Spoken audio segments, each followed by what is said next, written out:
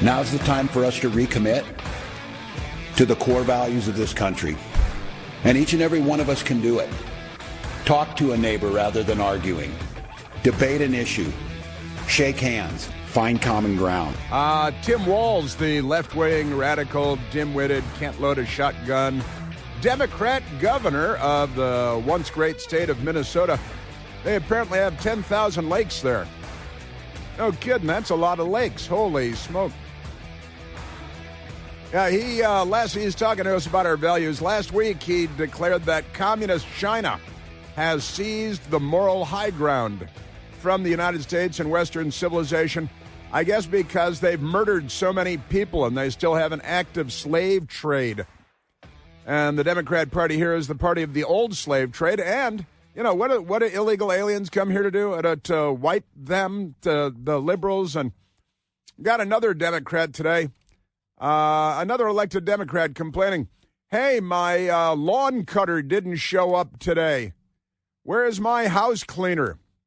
Somebody get my illegal alien a roll of toilet paper. I've got some. The Democrat Party. And speaking of the Democrat Party, the big now, Iran continues to attack civilization because they're bloodthirsty ghouls. You know, radical Islamists, the Ayatollah and all that stuff. Hostage-taking, criminal regime. They're terrorists, and that's a generous use of the word. There are harsher words that could be used to describe the Iranian regime. But never mind that for right now, because that is going on and on. I've got a friend, Matthew Foldy, who's still in the middle of the bombardment ongoing in Israel. We had a great caller last week calling in from Israel as well.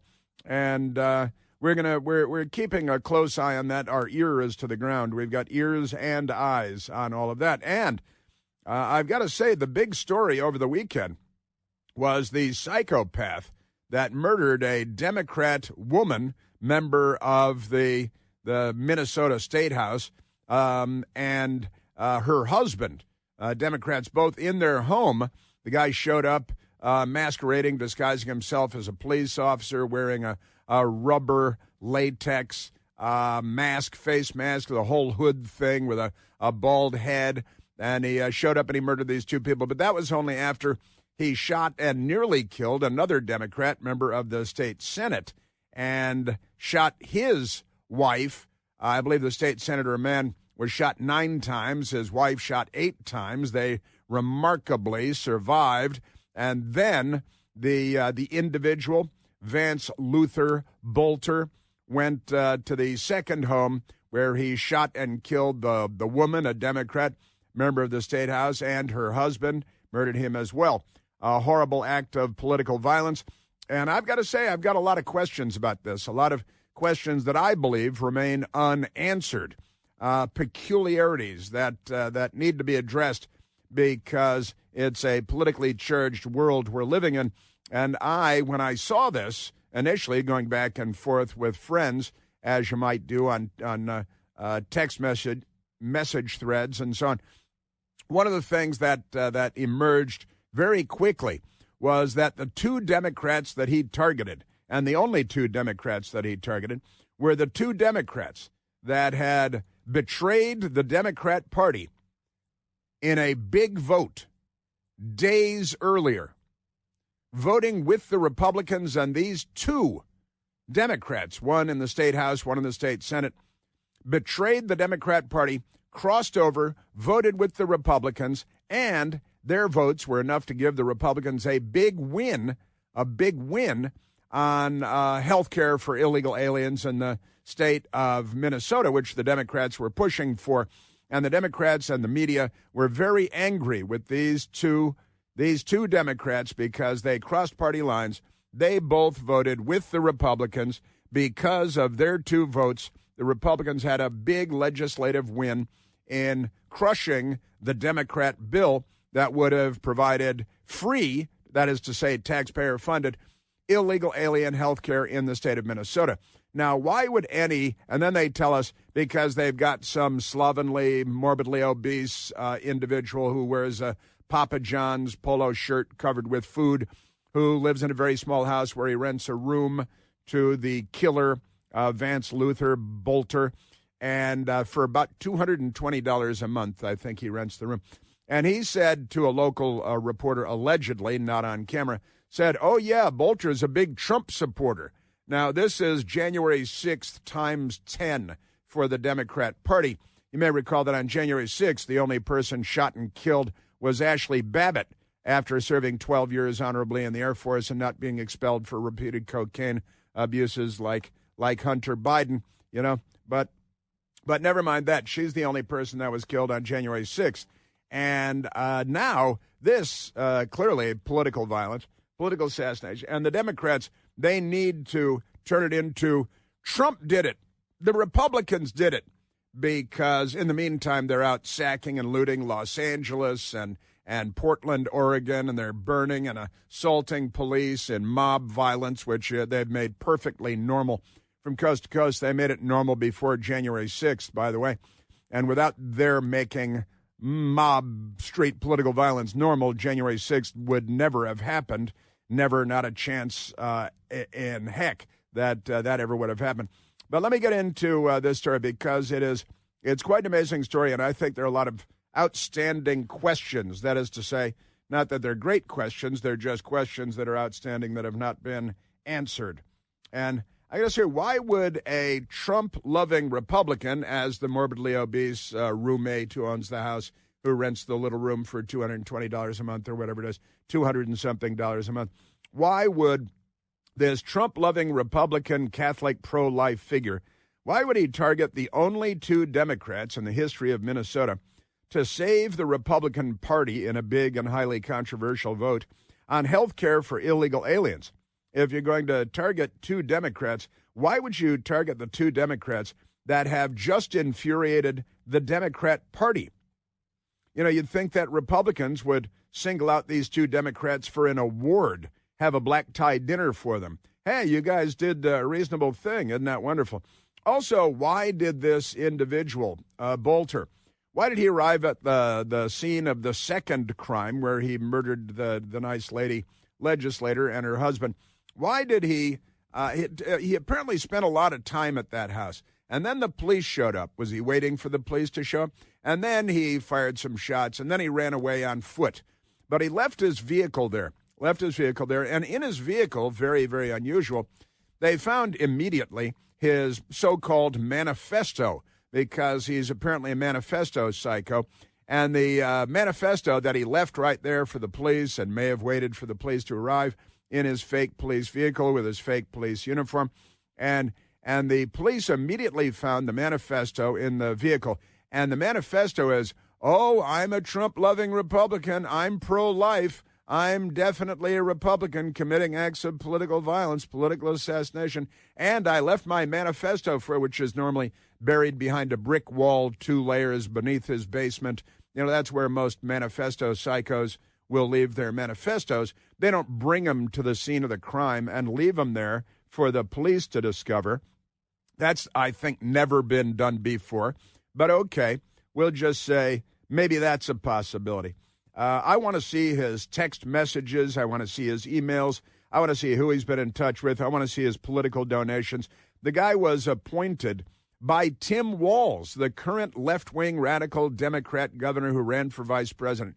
He was appointed by Tim Walz to a panel, a commission, and he was also appointed by the previous Democrat Minnesota governor to a panel, the panel as well. 2 Democrat governors have appointed him to panels. That's kind of peculiar. I don't think they look for Republicans and Trump supporters to appoint to panels. Oh, speaking of which, it was 10 years ago today, that Donald Trump came down the escalator in New York City, starting his political career in earnest 10 years ago today. That's kind of remarkable, too. But let me get back to this psycho, because yesterday I was going back and forth with friends, and I'm like, what if this guy is Juicy Smollett? What if he said, you know what, I'm going to commit a crime, and I'm going to make sure that Republicans are blamed for it? Now, this looks like it was a message to Democrats that would vote against the Democrat Party and the way that the Democrat Party wind is blowing, which is, of course we're going to provide taxpayer-funded health care to illegal aliens in the state of Minnesota. Except these two Democrats, and only these two Democrats, put the kibosh on that, right?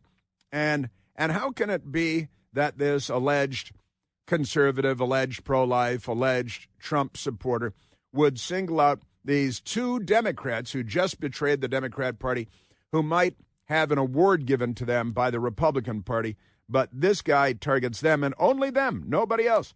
And they say, oh, he had a long list of people, in the car that he left there for the police to find as he ran away on foot, the manifesto. And I've got to say, left behind, I was going back and forth again yesterday and saying, is this the first, asking the question, is this the first disinformation manifesto with a misinformation kill list?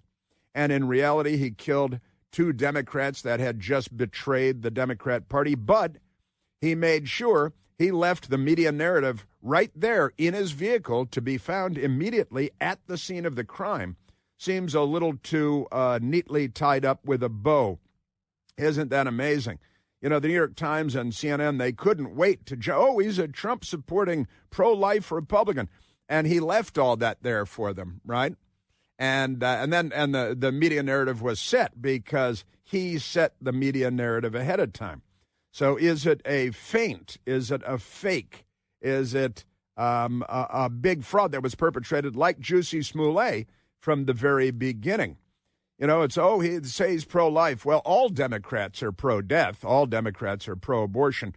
Certainly every elected Democrat in Minnesota and the state house and the state senate, they're all pro-death. They're all pro-abortion. Don't be ridiculous.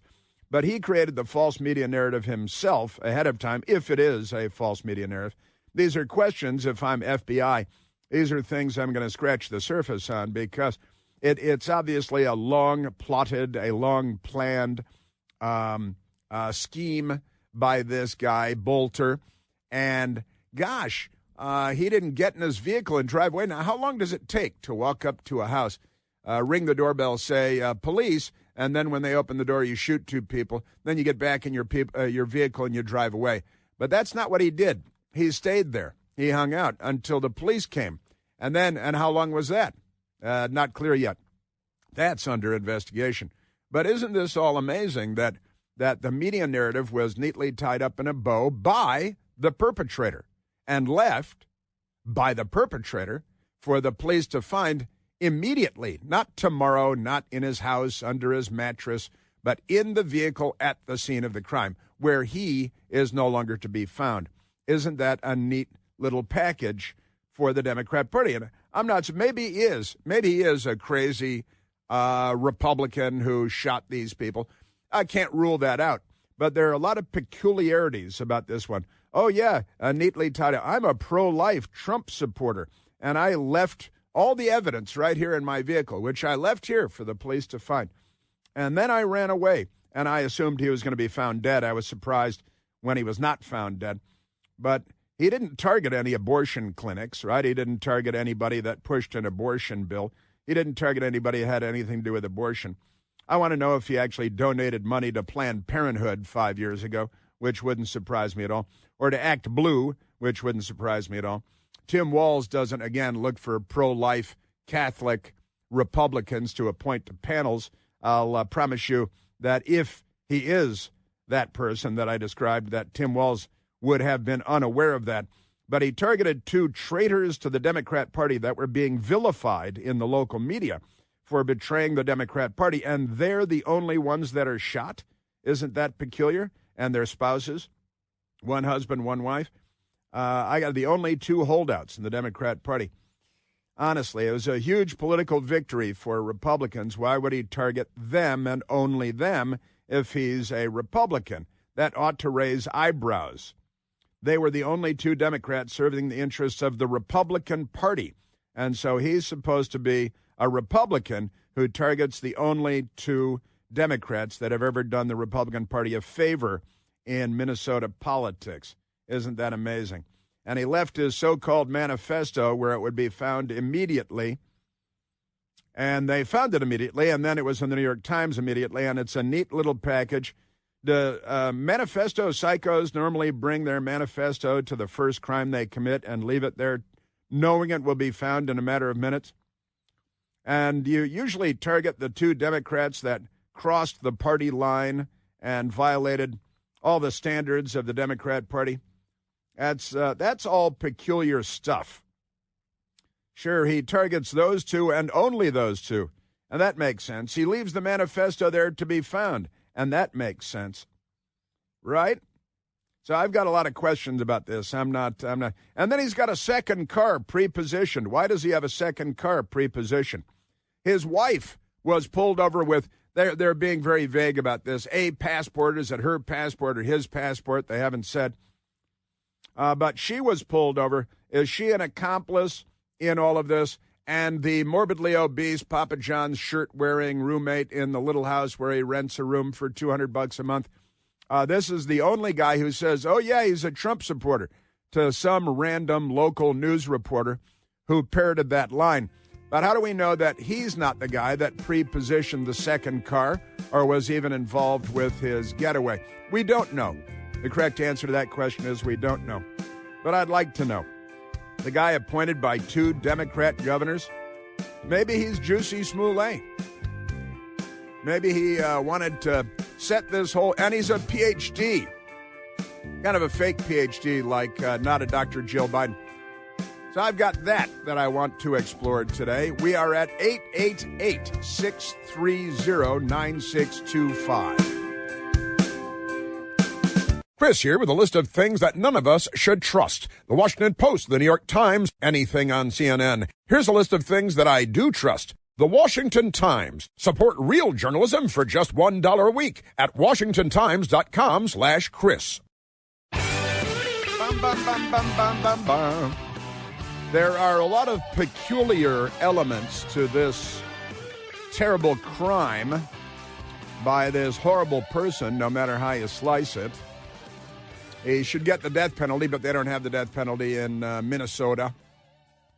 Maybe a federal death penalty because he'll probably end up with federal crimes being filed as well. But I've got to say, again, my initial questions still stand.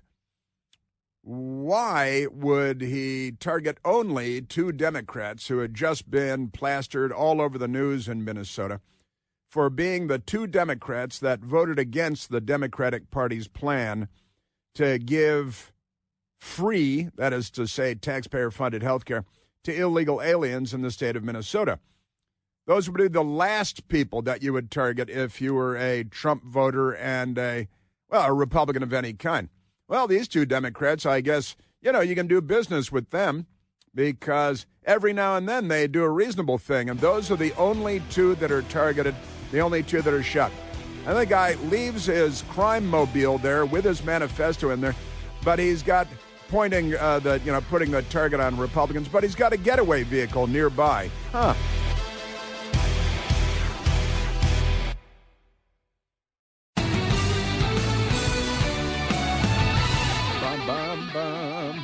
Hey, we're back. I want to share with you the news reporting and some of the news reporting on these two Democrats betraying the Democratic Party before they were shot by a guy who was appointed by two Democrat governors to commissions in Minnesota. And now they've got the morbidly obese guy in the little house with the Papa John's shirt saying, oh, yeah, he's a Trump supporter. And that's good enough for the New York Times and for CNN. That's all they need. Now, maybe that guy's the guy that pre-positioned the second vehicle. Why did he have? He had a second vehicle, perhaps because he knew he was going to leave the first vehicle, where police would immediately find the manifesto, which would put a target on the Republican Party. And I can't help but wonder whether this guy, Bolter, was doing a Juicy Smollett style. Oh, yeah, it was MAGA that did it. And again, why would the MAGA guy choose? These are the least likely Democrats, I would think, that you would choose. And they had just been all over the news for being bad Democrats. These are Democrats, again, that you might have a black tie dinner for and give them a Lucite block for doing the right thing. All right, let's go to the telephones, Michael. We're at 888-630-9625. Let's go to Chris calling from the the great state of New Jersey. Christopher, you're on the Chris Plant Show. Yes, how you doing, Chris? Yeah, the first thing that Tim Walz did, the first thing that came out was say this was a politically motivated attack, right? Which would lay the groundwork for this was a Republican, right? Right. But then, so that was obviously to feed the media that narrative.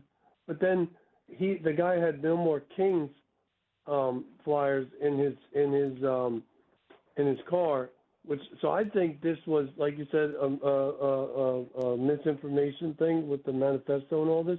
Uh-huh. But it was also a cue to start the revolution, like saying, yeah, there are no more kings. Let's get this going. This is how we have to do this. Like, I think he became a revolutionary, and he's trying to start the civil war that they want. Well, I've got to tell you, Chris, you raise honest, sincere questions, legitimate questions, and the no Kings flyers. I haven't even gotten to that yet, and you're 100% right. With all these no Kings protests across the country, and the news media adoring, loving, gushing all over these no Kings protests.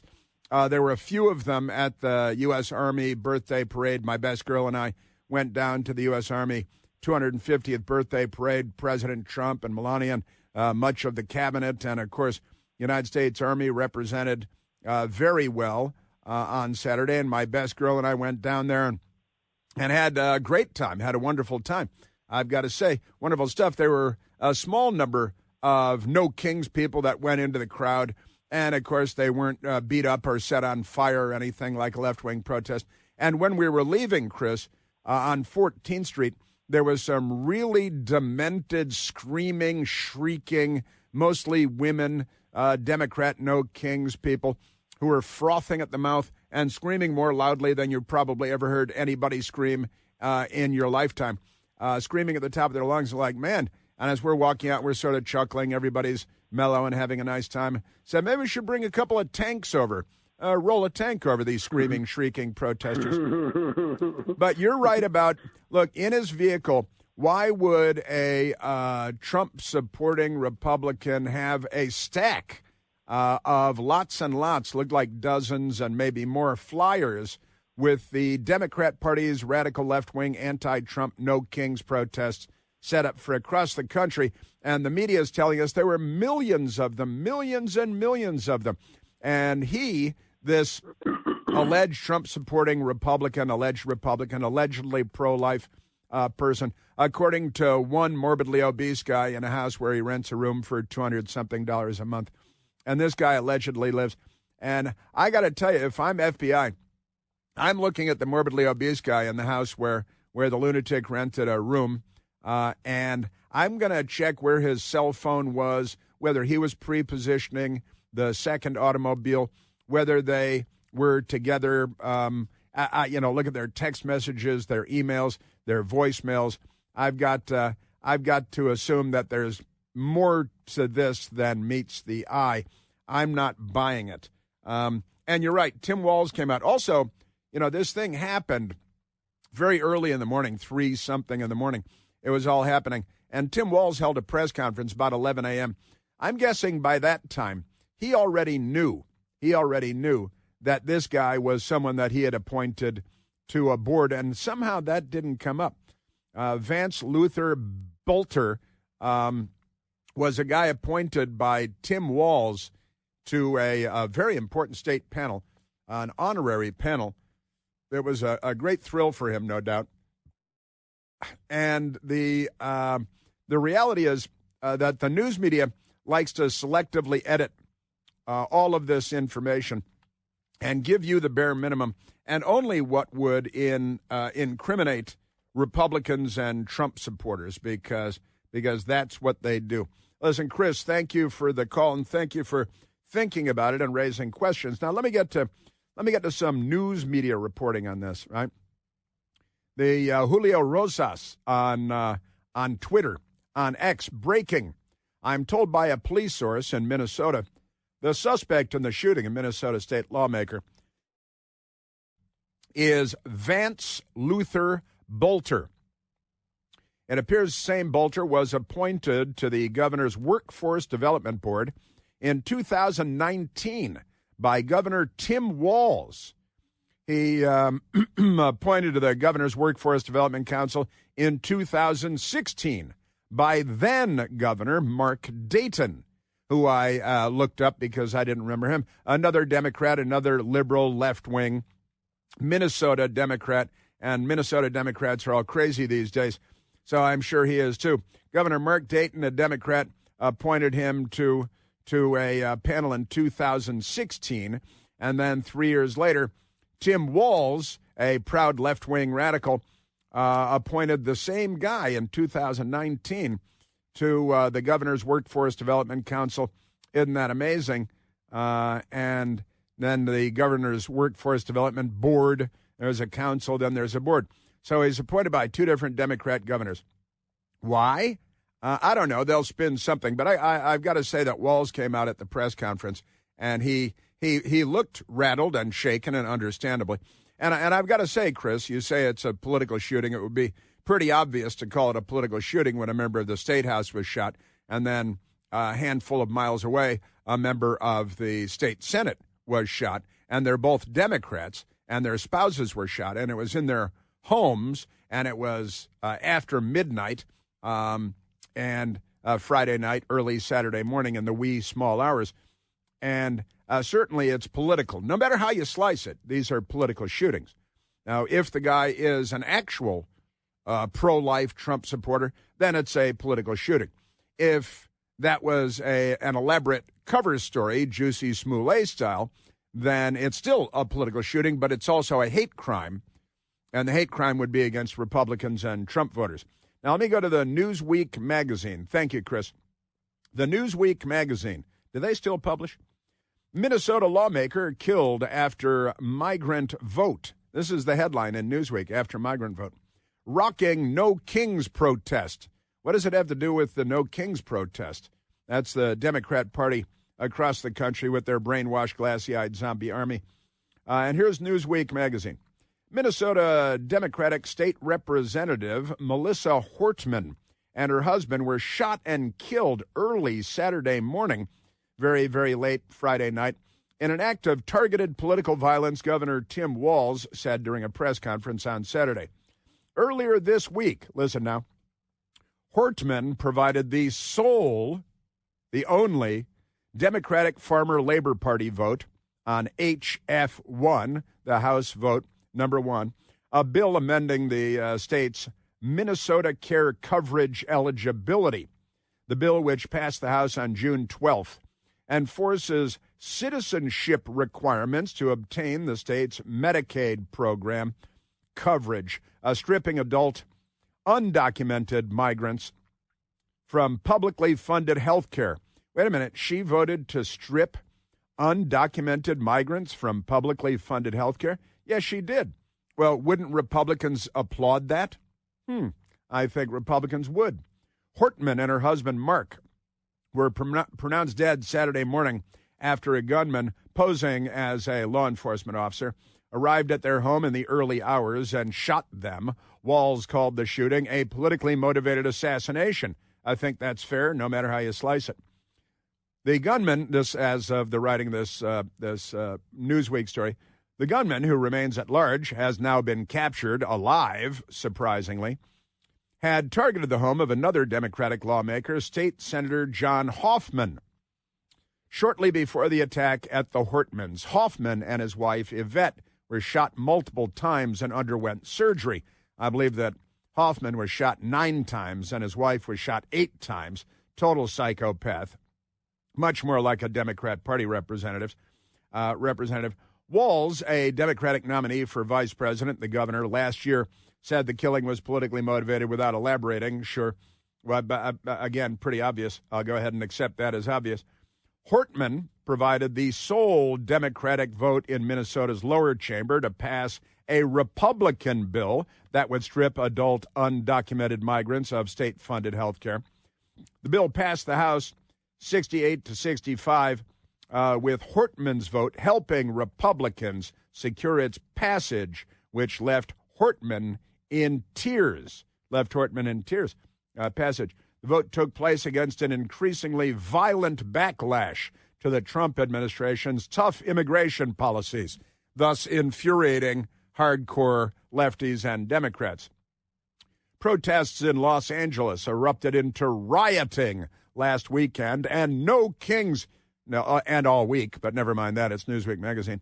And no Kings protests were planned in cities across the country on Saturday, President Trump's 79th birthday. I mean, the 250th anniversary of the Army and also Flag Day, but they leave that out at Newsweek magazine. And the No Kings things turned into riots across the country, but they just call them protests. Amazing stuff. And it's tough immigration policies. But wait, Minnesota State Police said they had found No Kings flyers in the suspect's car. And the No Kings protests across the state have been canceled. But why did he have the No Kings flyers in his car if he's a Trump supporter? That doesn't make any sense, and a Republican voter. State Patrol Colonel Christina Bogovich, she asked people out of an abundance of caution to not attend any of the No Kings protests that were scheduled across the state on Saturday. She added no direct evidence showed the protest would be targeted. Sure, of course. Now, Hortman, who was the House DFL, the Democratic Farm Labor Caucus, which is a very left-wing party. She, the woman who was murdered, had a distinguished career in the Minnesota House, the state house, previously served as Speaker from 2019 till early 2025, first elected in 2004 in her 11th term. And honestly, I saw her talking, and so she seemed like a very nice, reasonable person, even if she belongs to this left-wing party. But Hortman's an attorney, earned her law degree from the University of Minnesota, and got naturally her master's in public administration from Harvard, because everybody has to go to Harvard if you're going to go into Democrat politics. Harvard University's Kennedy School of Government. They had two children, Colin and Sophie, and it's a very tragic, terrible murder. Now, there's the next story, John Hoffman. Still Newsweek magazine. John Hoffman, also a member of the DFL, Democrat Farm Labor Party, very left-wing party, has held the seat representing 34th District since being elected in 2012. That's 13 years ago. He was majority whip for 3 years from 2017 to 2020. Now, according to voting records, John Hoffman, the man who was shot in his home with his wife, voted against the bill as well, amending Medicaid eligibility for illegal aliens when it came before the state Senate. See, one's in the state Senate, liberal left-wing party, the DFL party, both of them. But both of them, very peculiar, voted with the Republicans in this particular instance. Isn't that amazing? That's completely nuts. So these two Democrats that both voted against the Democrat Party, they were the only ones targeted. They were the only ones shot by a guy who was appointed to a board by the current Democrat governor and by the previous Democrat governor. Isn't that odd? Man, oh man. Melissa Hortman, who was shot and killed, got her start in politics working for then Senator Al Gore, and for John Kerry in Washington, D.C. I've got to say, I think this is a head scratcher. Why these two Democrats? These would seem to be the least likely Democrats to be targeted by a Republican, but perhaps the most likely Democrats to be targeted by a Democrat. So that doesn't mesh. That doesn't jibe. Why did he leave his manifesto in the car, knowing that the police would find it immediately at the scene of the crime?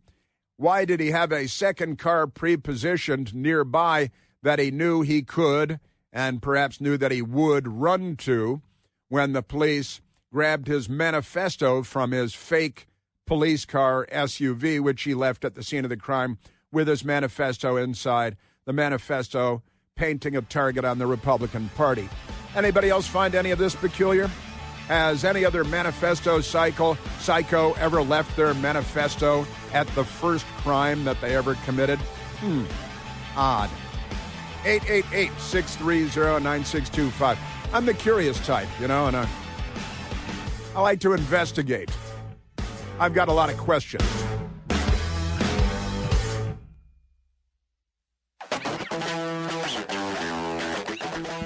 Front page of the Washington Post today. They're very angry at the Washington Post.